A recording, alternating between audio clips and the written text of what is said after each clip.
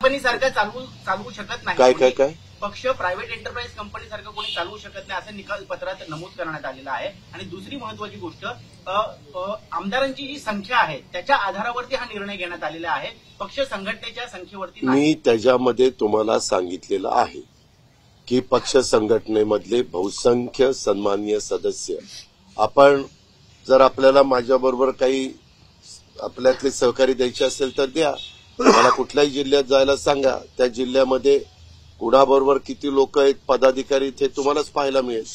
आमदारांचं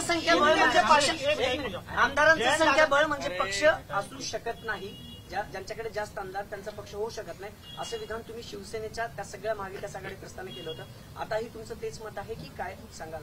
एक पत्रकार मित्रांनो, तुम्ही प्रश्न विचारत असताना ह्या काळात तुम्ही असं बोलला होता, त्या काळात तुम्ही तसं बोलला होता, अशा प्रकारचे दाखले देताना प्रश्न विचारता।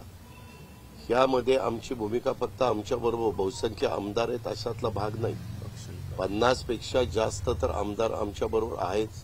आणि ते सातत्याने, तुम्ही तर कितीतरी दिवस दाखवत होता, मला आठवतंय की नक्की कुठले आमदार कुणाकडे आहे, नक्की कुणाच्याकडे किती आमदार आहे, तुम्ही पण चाचपणी करत होता। आम्ही शांत बसलेलो होतो कारण आम्हाला माहिती होतं की आमदार बहुसंख्येने आपल्याबरोबर आहेत आणि आम्ही आमचं काम करत होतो। आम्ही त्याच्याबद्दल कधीही ओहापोह केला नाही आणि असं आकडे मोजून दाखवले पण नाही।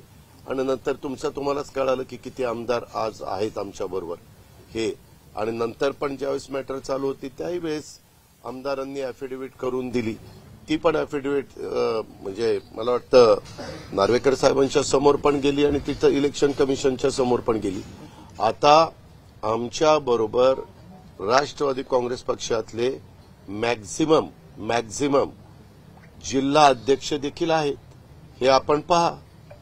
त्याच्यामध्ये तुम्ही जर बघितलं तर एकूण आपले 36 जिल्हे जरी असले तरी महानगरपालिकेला हे जिल्ह्याचा दर्जा दिला जातो। म्हणजे पुण्यामध्ये पिंपरी चिंचवड एक जिल्ह्याचा दर्जा आहे, पुणे शहर जिल्ह्याचा दर्जा आहे आणि पुणे ग्रामीण, त्याच्यावर तिथं सगळे बहुतेक आमदार अध्यक्ष हे आमच्याबरोबरच होते कारण आमचीच भूमिका योग्य होती, ही सगळ्यांना पटत होती। आणि त्या प्रकारे बहुसंख्य जिल्हाध्यक्ष पण आमच्याबरोबर राहिले, बहुसंख्य सेलचे देखील प्रमुख आमच्याबरोबर राहिले, हे त्रिवार सत्य। आणि बहुसंख्य आमदार पण होते। लोकशाहीमध्ये ज्यांच्या बाजूने बहुसंख्य लोक असतात तेच पक्ष चालवत असतात।